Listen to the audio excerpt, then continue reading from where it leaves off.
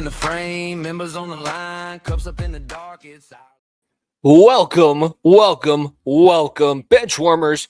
This is your first member exclusive Ridin the Pine. I am excited. Been talking and thinking about this, how we wanted to go about this new endeavor. We are very lucky to have passed the 830 subscriber threshold on YouTube.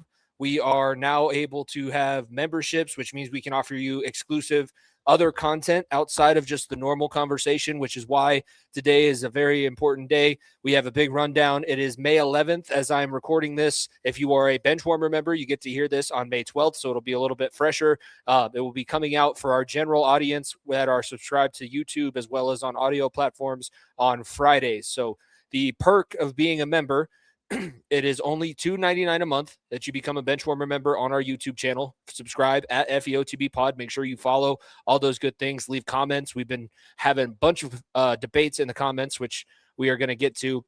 But make sure that you let people know that it's not required that you subscribe, obviously, because I'm still going to give you the episode one way or the other. But this would be kind of where you get a little bit more. If you're a big podcasting guy like I used to be, Bert Kreischer used to do an episode each week where he just closed the tabs on his computer, and it's not necessarily what we're doing. We will probably still talk about a lot of these things on the regular episode, but this is kind of the filter of what we can and can't talk about, and I'll probably get to do a little bit more of my own thing since I don't have a co-host on Ridin the Pine, and there is also the possibility now of having more different voices. We get to talk about different things. I'm a big comic book literature. I read.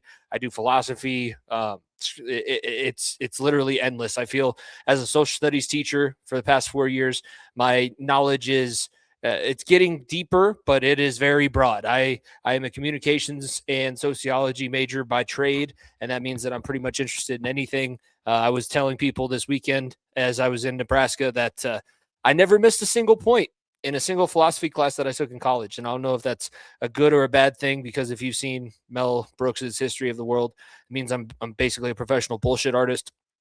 We're already off to a hot start. But $2.99 a month, Benchwarmer access gets you Ridin the Pines early each week, Tuesdays, whether it's just myself or with a guest. You can also get access to the clips that we're going to be putting out, the 90 seconds from the bench. They will initially go through a membership process now that we have a little bit of a backlog created. So the members will see those first. They will, after 24 hours, be turned over to the regular YouTube audience. And again, Nico and I, we're not going to get rich based off of this. This is like a little bit of something basically to justify the extra work. It's also a little bit of motivation for us to continue to do the extra work, continue to bring you the clips. I really enjoyed the 90 seconds from the bench. That's been a lot of fun. It's interesting because people see me one way, and obviously as we're going to go through this, there will be probably a different way that you see me. If you're new here, totally new, because this is now probably going to hit a different side of the algorithm. My name is Jimmy Pilato. I am one half of the Far End of the Bench podcast with Nico Bryant, and we are a Denver-based sports podcast. We talk a lot about the Broncos. I'm a Bengals fan, so when the NFL season is around, we talk a little bit more about the Bengals. We both grew up playing football. That's where we met. We've been friends since we were 12 years old. In 7th grade, that's when we started playing on the same football team together and have stuck through ever since. We gel really well. So if you're interested based on this show and you want to hear what my opinion is based on somebody else's, Nico is a much smarter basketball guy than I am. He is a liaison for the California Redwoods in the PLL League. He also worked with the Colorado Mammoth in the NLL League. He coaches lacrosse. So he has a bunch of experience that I value, and I know that he values my experience. I'm a wrestling coach in Colorado, and been doing this podcast for 6 years, and now we're starting to expand and open things up. And for $2.99 a month, you get exclusive access to this stuff. And this is a new little setup. I want to give a shout out. I'm dog sitting for my girlfriend, Carly, and she just decided to put up some of these decorations, and I'm loving this little bit of a background. So possibility of, when and if the move in happens, I got the leopard print. I feel like Austin Powers. I got the leopard print going. really deep cut, and I can do this because it's my own show. When I was in school, I wanted to be a WWE wrestler. Nico and I have talked about that for a little bit, and I would make personas that I felt like I could possibly pull off. And it was probably a mixture of watching American Pie when I was in middle school and thinking that MILFs were a thing. And I was like, I could be cougar bait. And I would make my character with leopard printed tights and had that whole gimmick. That was going to be my initial plan A. I'm glad that it didn't work out, and I'm sure a lot of viewers are glad that it didn't work out that way. Now you just get to see my beautiful Avalanche hat, my throwback reverse retro Nordiques.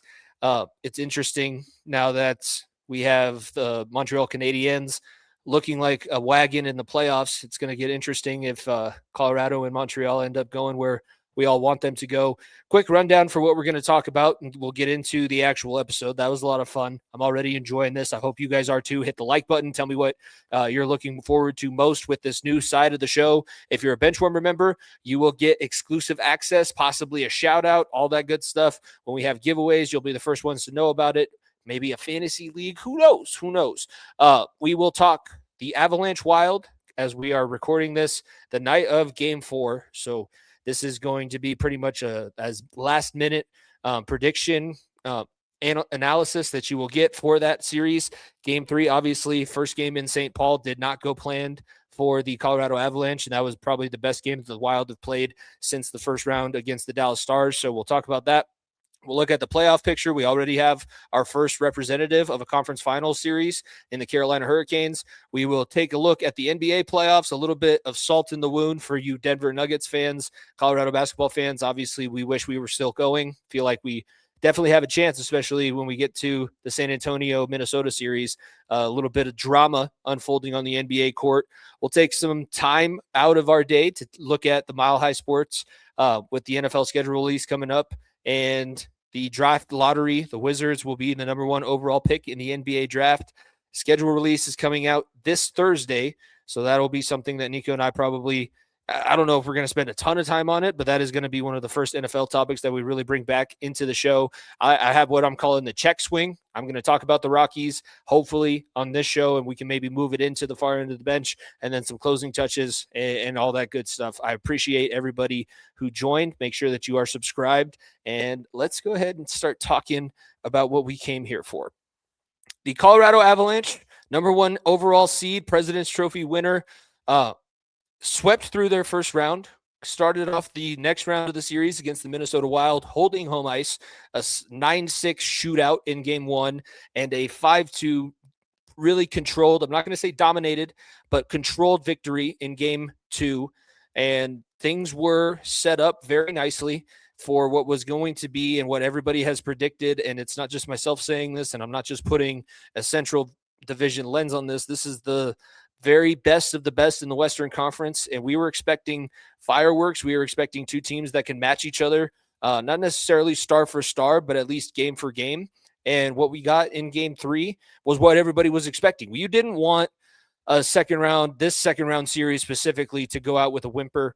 The entire season, I feel like the Central has been a cut above, especially, the Avalanche do have the record this year for most days, a top number 1 overall in the NHL.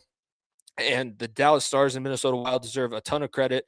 Either one of those 2 teams would be giving the Colorado Avalanche a run for their money in this series. And I do still think that this is probably going to be going 6. I know the 90 seconds from the bench me says 5.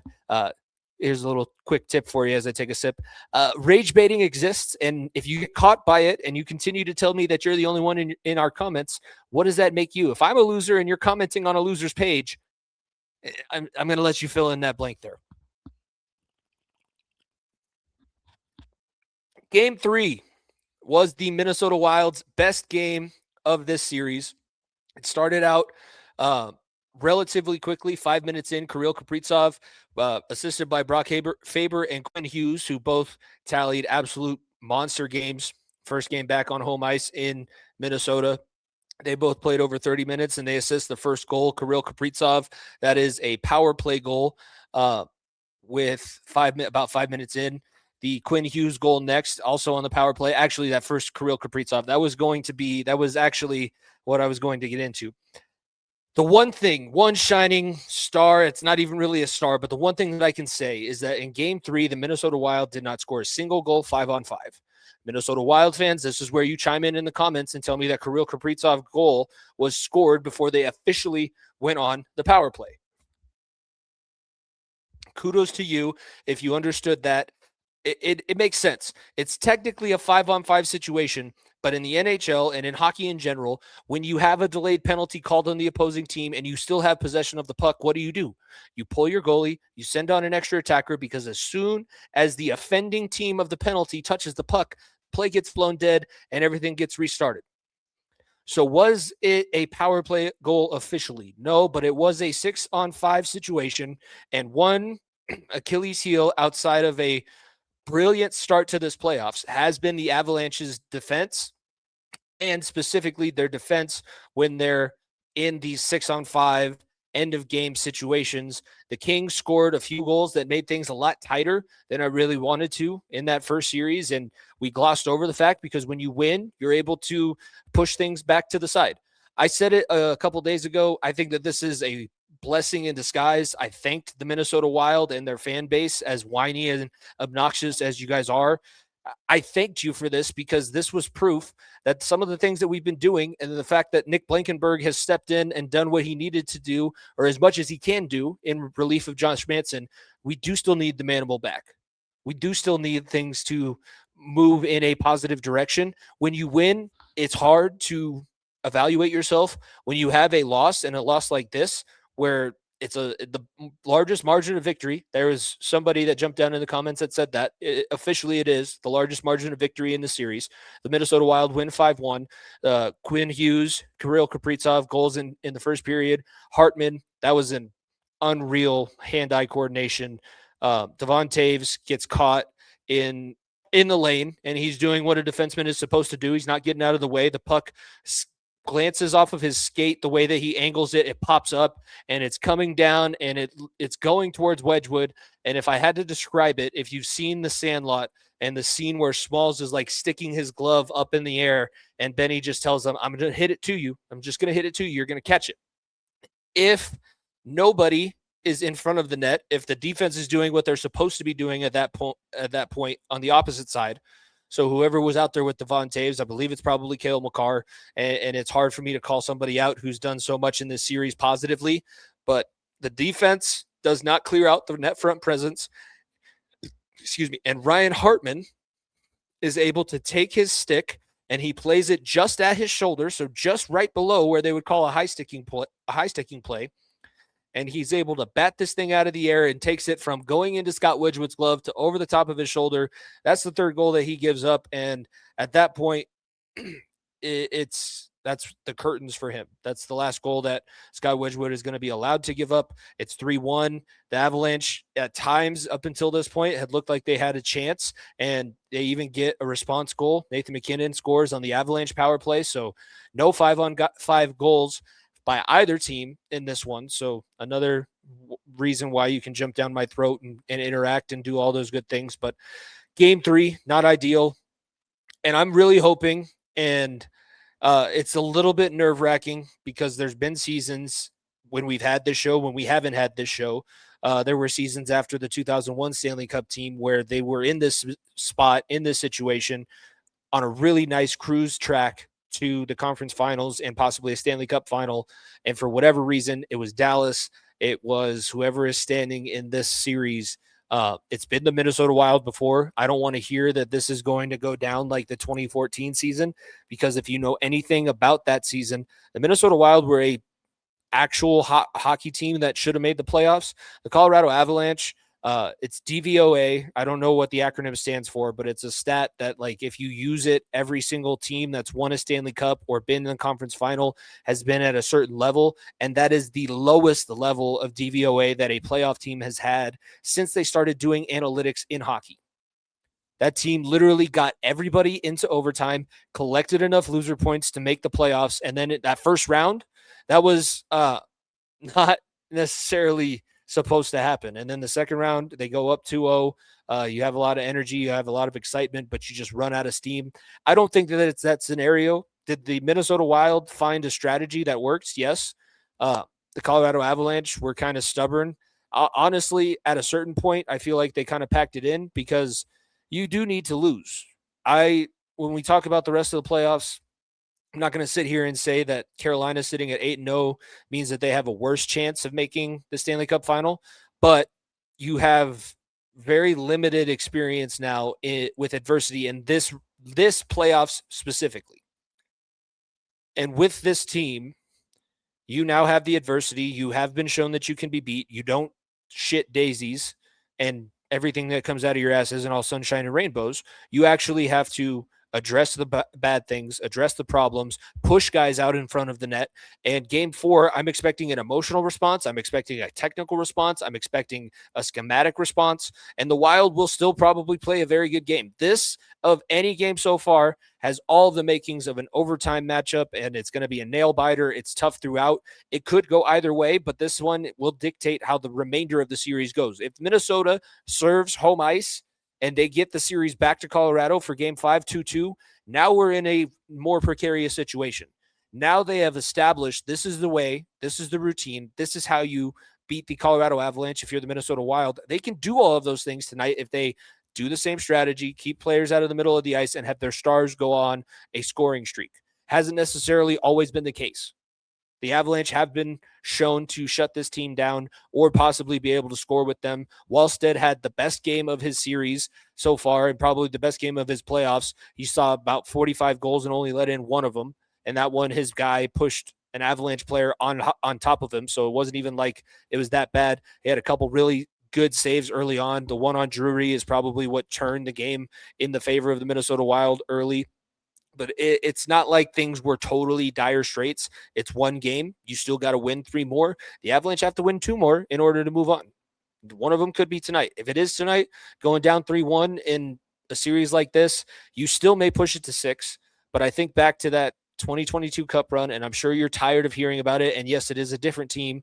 But the Darren Helm goal that you bank off the boards in St. Louis to win game 6 and not have to play in a game 7, and you end up not having to play in a game 7 that entire playoff run, that is what we're looking for. But it's going to need to take individual effort from a lot of guys. Ross Colton, it's unfortunate the way that things worked out. He's probably not going to be available, but hopefully we're getting Josh Manson back. Brock Nelson, Nazem Kadri were absolutely awful in game 3. They cannot be that way. They are possible backup offense if McKinnon and the top line, Landeskog, Makar, can't score. Those are the guys that you're looking for the offense from. You're not looking for it from Parker Kelly and Jack Drury and Logan O'Connor. You want your 2C and your guy that you traded back. Naz, this is your chance to prove it. If you really are the dog that they shouldn't have left walk out the building, go out and move and do it. Prove it. I need to see it. 1 goal in this series. It was a beautiful goal. I'm glad that you scored it, but I need more. I need it consistently. I need you to be the nasty Nas that we had in 2022, and I need you to play on the edge. That was the other thing in game 3. Minnesota absolutely out-physicaled the Avalanche. They rode them off every single puck, kept them out of the center of the ice, and pushed everything to the corners and won every single puck battle.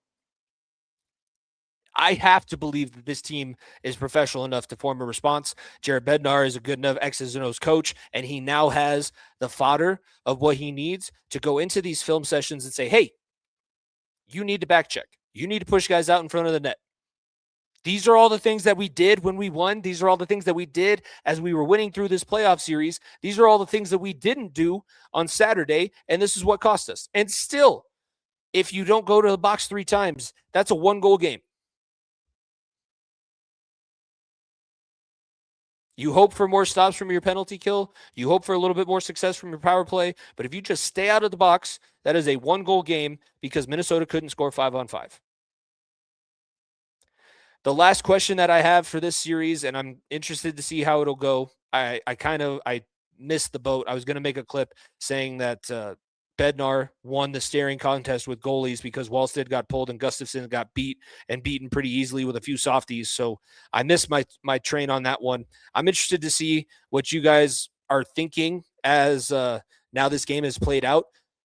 Whether or not he starts Wedgwood or Blackwood, who should be the guy that you trust throughout the rest of the season and the rest of the series. I think that you go Blackwood because you put him in the second half of the game to make sure that he wasn't rusty. And now you can possibly go back to Wedgwood when you come back to Colorado, or maybe Blackwood goes on a heater and you ride this backup goaltender the same way that we did back in 2022. It's going to be interesting how this goaltending situation works out. And Jared Bednar, as many times as I might have called for his head on this show, and I'm very disappointed if this is the way that this season is going to go. I do trust him right now to put something together, and they've had a chance to get a little bit more in a rhythm. And yes, Nathan McKinnon swims in goggles, a snorkel, and flippers on his off days. He's just trying to get into zone 2 cardio. He just wants zone 2. That's all he's looking for. If the best player on my team didn't have the discipline to look like a goober in a public pool, I wouldn't want him to be the best player on my team. Take that how you want it. Let's look at the rest. I am predicting an Avalanche win in overtime. I think it'll be 3-2. I think that it'll be tight, probably 1-1 going into the third. Both teams will score. I believe that the Avalanche are going to try and lead this one, but that energy from the St. Paul building is going to be something to contend with. But I do see the Avalanche getting lucky, getting some depth scoring. Maybe it's Josh Manson in overtime because he's done that before in the playoffs. Josh Manson coming back off this injury, off of this time off. And I do see the Avalanche having success if this one is to go the way that we want it to tonight. If it goes poorly, I'll address it in 90 seconds from the bench. We'll talk about it on our show for this week. And then hopefully we see a lot of gutsy hockey, because if you go back tied 2-2, everything's on the table. No longer are you playing with house money. Now you're gambling your actual funds, and let's see what happens. The rest of the Stanley Cup playoffs, I'm going to get the bracket pulled up here. This has been one of the more interesting conversations.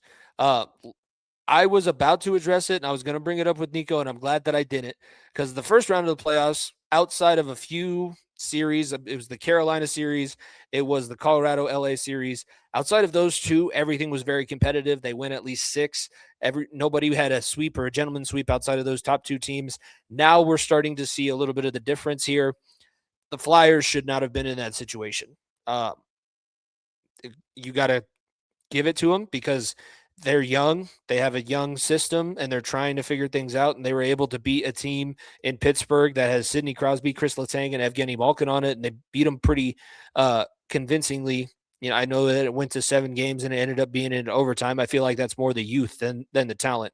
This is a team that's set up very nicely moving forward, but they also just didn't have it. They should not have been playing the Carolina Hurricanes. And I think this is where the biggest downfall of the division series comes from, because there are certain years that these matchups aren't going to be as good. And I'm hoping that we continue to get really good hockey. Outside of that one, everything else is within a game. Colorado and Buffalo are right now, or Colorado and Montreal are both leading 2-1. The series between the Kings and the Ducks is tied 2-2 after the Kings had an absolute monster start a few games ago, and then Anaheim is still able to hold serve. That's a young team as well that's trying to earn their playoff sea legs. So things have been exciting. If I have to make predictions for the remainder of the games going on and the games that are happening tonight, the only one is Colorado and Minnesota. So I've already made my prediction for the game that's happening tonight. As you're listening to this, I will say, give me the Vegas Golden Knights. They're going to end up going up 3-2. I do think that the Ducks have a chance to still push that thing to 7, but where the discrepancy is right now is between the pipes. Carter Hart is playing lights out, and Dostal has been young and he's been inexperienced, and he's letting the bright lights get to him. He gave up way too many goals against Edmonton. He's giving up way too many goals against Vegas. He's making Mitch Marner look like a playoff performer. All you Toronto fans that hate me can jump back on my side now. He's making Mitch Marner look like a playoff performer with what he's allowing them to do. I believe he has half as many goals as the entire Ducks roster as in one game in that opening night in Anaheim. It didn't go their way. They were able to bounce back, like I said. Carolina's question is one to ask, because this is the 4th time under Rod Brindamore now. The 4th time they are making it to the Eastern Conference Finals. It's the easiest path. Most of the time we joke they win everything at home, but they can't win anything on the road in the playoffs. They were able to turn that around and just win every single game of the playoffs so far. I'm interested to see what people think. Is this a good or a bad thing? I think back to the 2007 Patriots. Uh, I think back to the Golden State Warriors that were going after the Chicago Bulls record. I can't remember the exact numbers, but when you face so little adversity, the first time that you get punched in the mouth, is that going to be what sets you off? Uh, their saving grace is that Montreal is pretty new and inexperienced. I think that would be the better, tougher matchup of the two left out of the Atlantic. It's just right now Buffalo is allowing everything to overcome them, and I don't know if there's anybody else in the Eastern Conference. This is congratulations to the Carolina Hurricanes, because we made a lot of fun of you when you traded away for Mikko Rantanen and he decided he didn't want to play, and then you had to ship him out again. You got Logan Stankoven in a situation that he loves. Rod Brindamore is a damn good NHL head coach. Nobody gets his system implemented more than Rod the Bod out there in Carolina. They dump, they chase, they play man-on-man defense. You have to be in shape to play for this guy. You are constantly moving. You are constantly putting pressure. Their forecheck is one of the best in the entire NHL and one of the best that we've seen over the last 4 years outside of the really big-name teams. You know, Florida obviously was able to overcome them. Let's be honest with ourselves. Do you expect a Buffalo Sabres team to be able to stand up to that pressure? No. Montreal, because of where they play home games, as long as you're able to steal one in Carolina, I can see Montreal having a shot.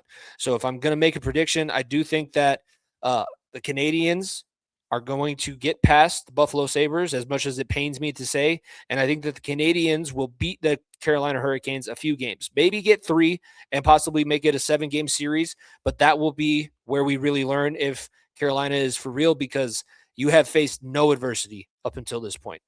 I said a whole minute and a half long video last night thanking the Minnesota Wild for beating us and showing us that we're human again. And you haven't had that in very long. It's been about a month and a half since the playoffs started, and all you know is winning right now, and all you know is rest. That rest could catch up with you. That belief that you're unstoppable might catch up with you. The difference, what we just talked about, they know the system that they're playing, and they're not trying to make plays. They're just doing the same exact thing over and over and over and over. I grew up and went to college near a river. A rock does not change overnight when a river is running over the top of it, but come back in 2-3 years, that rock is different. It has a different shape to it. It's either not in the same place, something got cut off. And the Carolina Hurricanes, that's the best way I can describe their pressure. They are a river running over a rock. It's going to be a hell of a matchup to see who they end up getting in the Stanley Cup final. But yes, Carolina fans, Caniacs, I do think you are going to have what it takes to make it into the Stanley Cup final.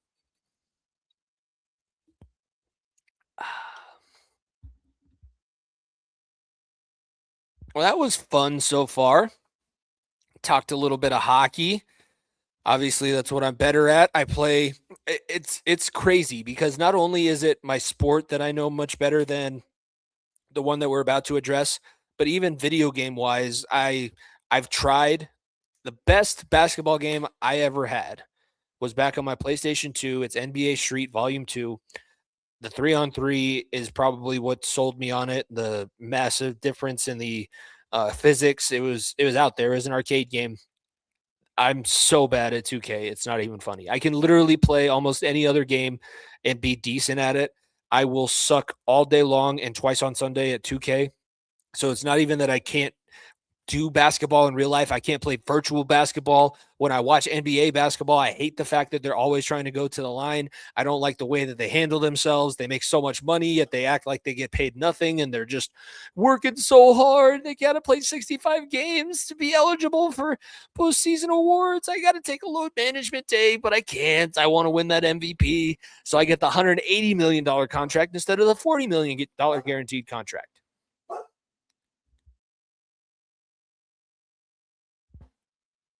Sorry, again, dog sitting. So if you heard the bark, Junie, shout out Junie. The NBA playoffs are in an interesting situation, and there's a couple things that we're going to talk about with it. Before we get to the drama, let's talk about the actual series and where things stand. Looking at the Western Conference first, it is no surprise that OKC is leading Los Angeles by 3 games. They were a heavy favorite coming into things, and nothing really changed. They get under everybody's skin. Alex Caruso, who used to be teammates with LeBron, is getting LeBron to almost break down in tears standing at the free throw line. I don't even remember what he said. I can't hear what you can't hear what Alex Caruso says. All you hear is LeBron basically about to throw a 5-year-old tantrum at Toys R Us in the checkout line. I want it. I don't want to hear you say that. I can't hear you say that. It's absolute domination. They're going to have so much time off, especially with the way that the other series in the West is going, the Timberwolves and Spurs. Shout out to the Minnesota Timberwolves. I hate your hockey team right now. There's nothing bad that I can say about your basketball team because Jaden McDaniels wiped all of our asses, called us all out to the floor, and none of us did anything. So Jaden McDaniels owns the city of Denver in basketball terms for the foreseeable future. I definitely have to have my own show to say that. Nico would be losing his mind. And he might not be my friend anymore after this. But the Timberwolves and Spurs are having a knockdown drag out. Wemby gets ejected. We'll talk about that more specifically coming up. That series is tied 2-2 going into Game 5. That's going to be taking place tomorrow. So tonight, as you're listening to this, is there anyone left that can stand up to the Oklahoma City Thunder? I'm asking sincerely because the teams that I thought would have the best chance, the Denver Nuggets and the San Antonio Spurs, apparently are going to have to do Herculean things to get past the Minnesota Timberwolves, who don't have their second best player, who are relying on Anthony Edwards getting oxygen on the sidelines, and his leg was bent in half 5 days ago. How is this possible? How is this what we're getting? The San Antonio Spurs have an alien starting for them at center. He has a physical advantage over every other person on the floor. Yet Minnesota is able to get under his skin. Minnesota is able to push the San Antonio Spurs. They're able to knock this young team around, put them off their game early on into the playoff series.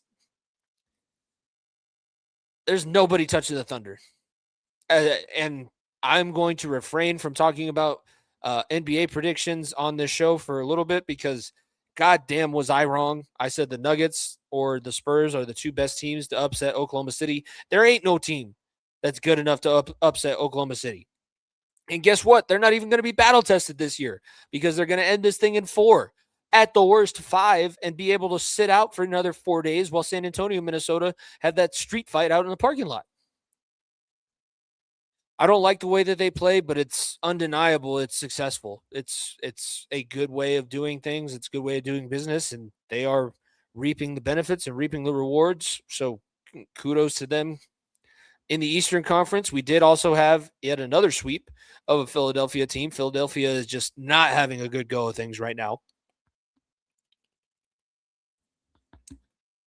Sixers and Flyers swept almost in succession. Good news is most of the time, those fan bases aren't crossover fans. So you're either a Sixers fan or you're a Philly fan for the Flyers.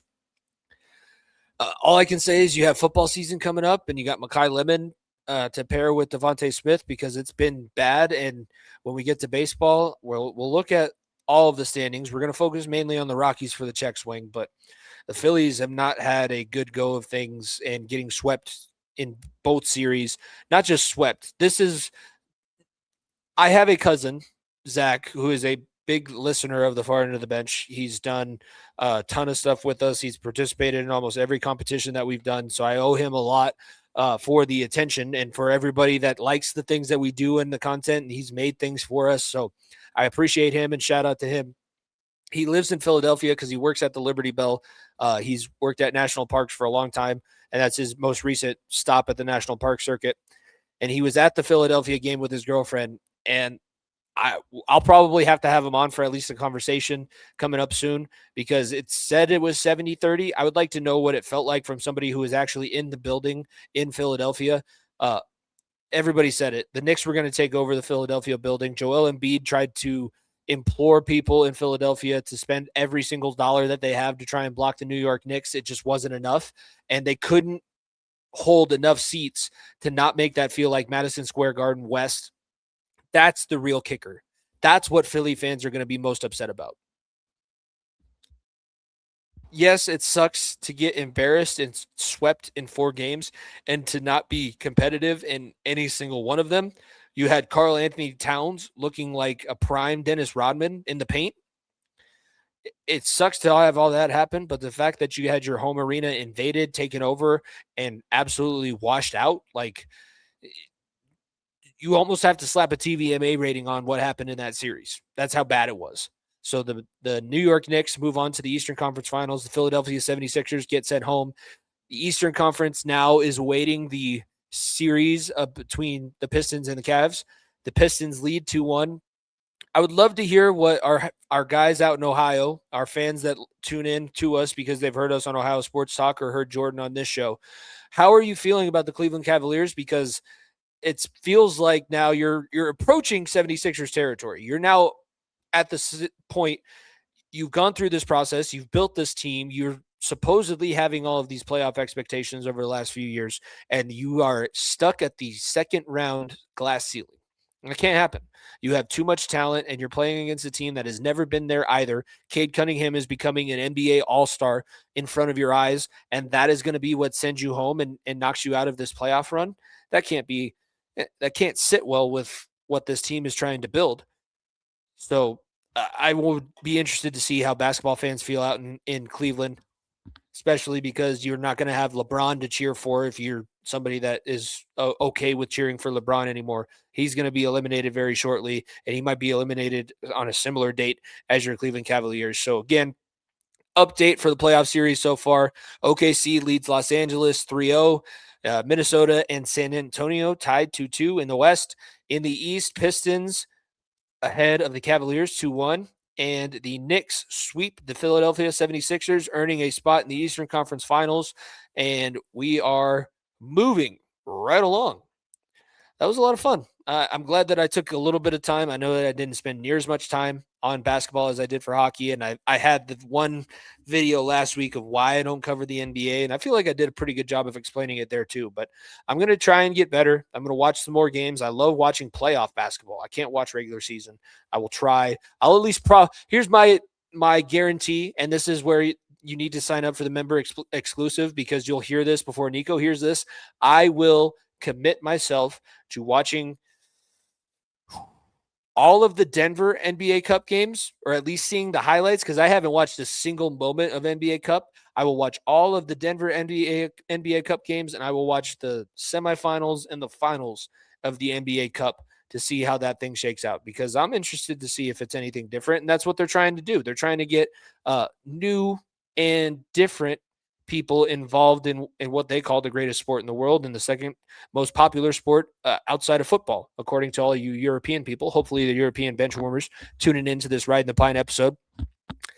Jimmy Pilato rocking through here with you. I'm glad that everybody tuned in. Make sure that you're subscribed. If you become a Benchwarmer member for $2.99 a month, you will get these episodes 3 days early, even before the new episode of The Far End of the Bench comes out, and you'll get a little sneak preview of what we're going to be talking about each week. I'm going to get it pulled up on the screen. Wemby in that San Antonio and Minnesota series. So I guess I'm not quite done with basketball. I'm going to play this out, and then we have a couple questions that I want to see. I would love to see comments about. I would love to see you tag us at FEOTB Pod. What do you think about this situation? Obviously, this is how you got to play Victor Wembanyama when you don't have the size to match him. And that's crazy to say that you don't have the size to match him when Rudy Gobert is on your team. And we saw what a defensive nightmare he was. This is the Wembanyama elbow that got upcharged to a flagrant 2 and ended up being the cause of his ejection in Game 4. Gets the rebound. Obviously, maybe he didn't know that he was standing that close, but obviously he was trying to swing for the fences. Clear step back. I think that there was probably something said by Naz Reid before this. And what can you say? He's a very young 21-year-old kid. He's playing basketball and the face of a franchise. While you can sit here and say that San Antonio isn't a big market in the United States, I get that. but he is the face of the franchise as a 21-year-old French kid. And he's got this very wily veteran chirping in his ear the entire time, the entire game. Yeah, I would see where you get a little frustrated with that. I would see where you get a little bit upset. That is the way that they're going to play you, though. So I don't know exactly who is on that San Antonio roster, but you need to get a coach in his ear. You need to get a captain, a veteran in his ear. Listen, all they want is for you to react and go over the top. I tell my seventh graders this all the time. I see the second person so much more often than I see the first person. I didn't hear what Nas Reed said to you, but you know what I did see? I saw your big 7'2" ass cock back and throw a back spinning elbow, the likes of which John Jones wished he would have thrown in his UFC career. Let's not act like this wasn't a ejectable, possibly suspendable offense. I don't know how Adam Silver would justify suspending a player of the caliber and magnitude internationally of Victor Wembanyama, but you do have precedent. When Ron Artest elbowed James Harden this way, he was suspended and missed a game. Hopefully, you're hoping that San Antonio is able to overcome not having Wembanyama in one of these games. I haven't had any official word yet of whether he's going to be suspended, but by the letter of the law, how this stuff has worked out in the past, Victor Wembanyama should be suspended for the next game. I don't want to see it. I would love to see San Antonio beat Minnesota and come back and prove that they were who we thought they were. It's going to take a lot more now, but you do have home court advantage, so you still could end this thing in 6. You just got to win the next 2. It could be done, but this is what we were talking about with OKC. This is why I have such a almost visceral reaction to OKC's path, because the San Antonio Spurs were exactly what I thought they were. Talented beyond all get out, but so emotionally immature. If the Nuggets could have gotten to this round, you can't tell me that they didn't have somebody that could have gotten the year of Victor Wembanyama. Maybe Jokic decides to actually play if he's playing against the alien instead of Rudy Gobert and Julius Randle, but he still decided not to play, and it was still such a terrible series. It's just it's interesting to see how things work out, and I'm very interested to see if they are going to suspend him and hold him to the same standard that the rest of the league is held to, or if he's going to be treated differently because of who he is. He's a 7'4" monster. Nobody's ever seen somebody like this. It's incredible. The Mile High perspective. Might as well give you a little bit of Mile High perspective as we're sitting here on this show. It's always love to the Centennial State, always love to Colorado. Even though I'm not the Bronco fan, I know that things are a little bit up and down in the market. The Broncos schedule will be released Thursday. Everybody's very excited about that. We already know who the first game is going to be. I'm not going to spoil that. It's going to be taking place in Australia. I'll get to that in a little bit. We will talk about the NFL schedule release, but the Broncos schedule, we can now kind of put a little bit more name to a face. People have been talking about the Broncos now that the Nuggets have been eliminated because Knicks had to go back in and get his ankle cleaned up. You have the Avalanche doing what they're doing. Yeah, it was a disappointing game 3, but everybody still has a lot of confidence depending on how game 4 goes as I'm recording this in about 45 minutes. So we'll see. But there is a lot of positivity around those two things. The Nuggets and the way that they were eliminated, the fact that there was no Anthony Edwards, the fact that there was no Dante DiVincenzo, and you still couldn't even push it to a game 7 when almost everybody on your roster was there except for Peyton Watson and Aaron Gordon. That's a downer for the Mile High perspective. And of course, the Rockies, there was a lot of buzz. They did it. They do it to us every year. Every year, the first month of the season, they start off, oh, could this team be sneaky? Could they be suspicious? And then they had the Penner Group buy into the organization at 40% and wipe out all the debt. It's going to take time. It's going to take a process, and that process is going to be a long, long ways away. So again, we're going to be watching every single thing that the Denver Broncos do as they're going through OTAs and their preseason mini camps and all that kind of stuff, because there is no baseball to talk about in the state of Colorado outside of transplants getting to see their favorite team play and play in a beautiful ballpark and cheap tickets and all that kind of stuff. It's probably going to be at least another 3 seasons where we're hoping for things to turn around, and that money, that investment from the Penner organization should help. but right now it's not paying the dividends like we initially thought. So the Mile High perspective, it's a mixed bag. We're kind of at the middle of that climb. If you've ever hiked a 14er or been in a hiking situation, athletic competition in Colorado where you have the high elevation and the low oxygen, there are certain points where you're like, I don't know. I don't know if I can sit here through another 3 seasons of Rockies baseball. I told people over the weekend, if they lose 115 games and that's all they lose this season, maybe we'll start incorporating them into the podcast. But as it stands now, no season that this podcast has existed have the Colorado Rockies even threatened the wild card position.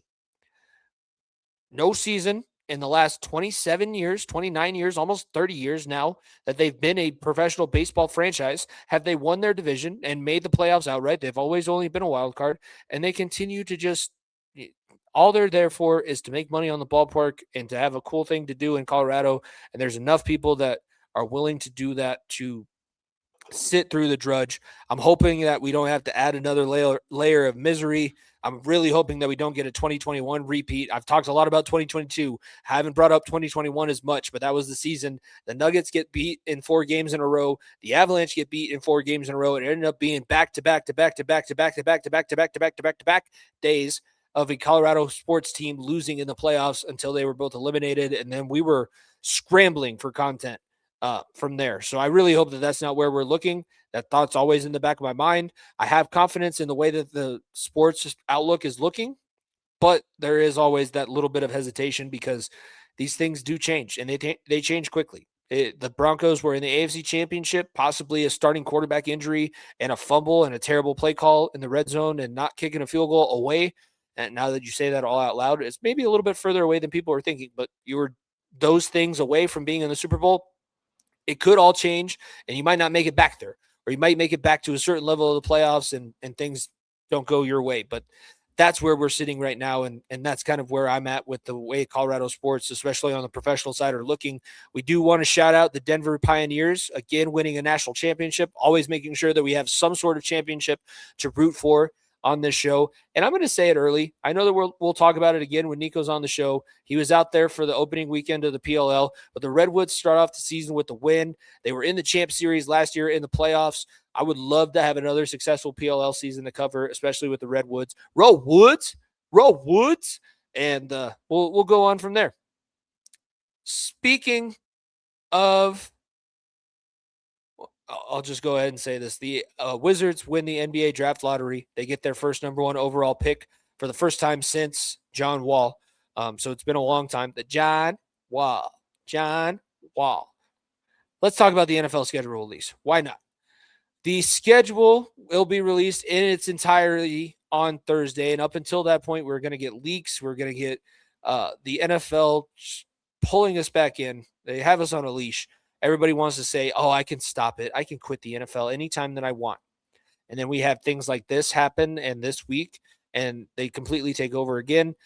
Everybody is very excited. We're going to have our first game in Australia take place. The Rams will play the San Francisco 49ers in the opening game on Thursday for the American audience.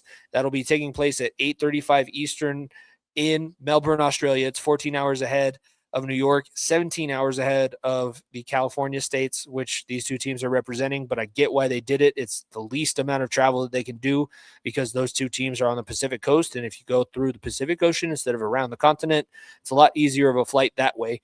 It'll be interesting to see how things play out. I'm not sure if I love the fact that this international expansion is happening so fast.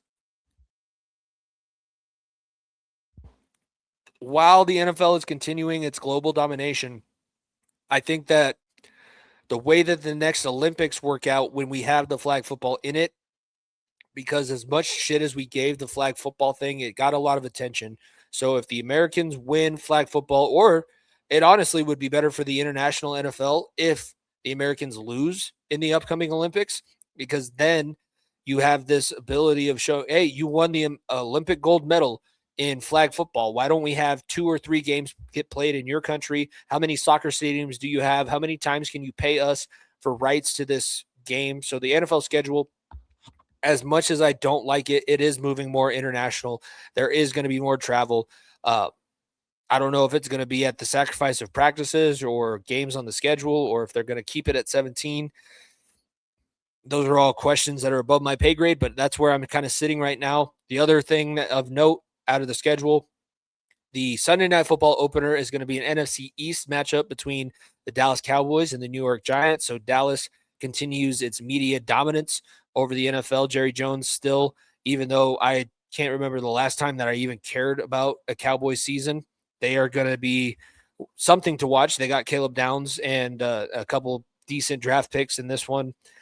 They didn't look, honestly, as bad as they started the season last year, but it's just never going to work out. I don't know how many times I can say this. When Jerry Jones has as much control as he does, the Dallas Cowboys will never be as successful as he wants to make them out to be. That's just the way things will work.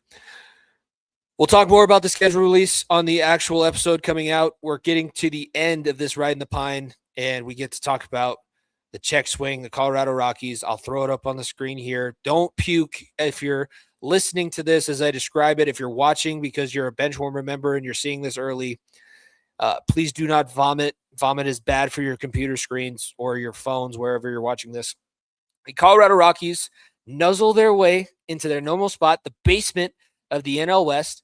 They are on a 2-game losing streak. They are 2-10, 2-8 in their last 10, sitting at a total of 16-25 on the season, already 8.5 games out of the division lead, which right now the NL West looks like it's going to be going through San Diego or Los Angeles.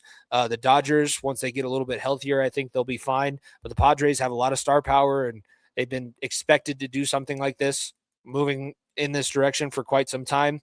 That is where the West is sitting. They're still on pace. They can still turn things around. They still have some phenoms. Like, there's things that I can point to and want to say about this Colorado Rockies team. But like I said, we can't put it on the actual show. It has to just be in this background, behind the scenes, Ridin the Pine format until they can actually prove themselves worthy of being in this situation and being in this position. Like, you have to lose a certain number of games before I'm even willing to put you in the conversation. And that's just the way that things are. That's the way things go. Elsewhere in the NL, the Cubs having a really hot start. It's so early. Like, these are all overreactions, so don't take anything I say to heart. The Braves right now have a current lead over the Cubs by a game. They have a 28-13 record. They lead their division by 9 games over the Phillies. So as bad as the Phillies have been, the Braves are the only team that they're looking up at right now. The Braves right now also carry an 87 run differential, and they are one of the few teams that have at least a positive run differential and in the double digits. Even looking at the NL West, if you're watching on YouTube, I'll put it up here again. They are in the higher end of the positives and run differential, and that's basically what you can look at this early into the season. So I like the way that things are moving. I think that things will be going fine for the MLB, but I'm also not going to be paying attention until August, September, into those later times of the year, because that's when things actually start to get real. I really hope that you've enjoyed this episode, Ridin the Pine. First time it's Benchwarmer member exclusive. So if you subscribed and became a Benchwarmer member for $2.99 a month, I appreciate it. Hopefully you love the content. You keep wanting more of it, and we'll keep putting it out there for you guys. This was a lot of fun for myself. Make sure that you're following at FEOTB Pod. Subscribe to the YouTube channel. Follow us on TikTok, because that's where the 90 seconds from the bench seem to be going the biggest right now. If you want to share your ideas with us, comment down below. And if you're a Benchwarmer member, that comment will get thrust right up to the top of the algorithm. But I appreciate everybody tuning in. This has been a long time coming. And like I said, it's because of you. We've grown our platform to this point that we can offer membership exclusive deals. So once more, for the people in the back that have not been paying attention, $2.99 a month for a Benchwarmer membership gets you early access to the Ridin the Pine episodes. Everybody else that's subscribed to the YouTube channel, you will get Ridin the Pine on Fridays. These are recorded Monday, so it's going to be a lot of time in between. That's why I recommend becoming a member, doing all those great things, not just supporting the show, but let us know. Let us know how you feel, and I really appreciate everybody joining. I will see you a little bit later on this week with my co-host, Nico Bryant. This has been Ridin the Pine for myself, Jimmy Pilato. Thank you for tuning in to this very first one, and we will see you guys next time.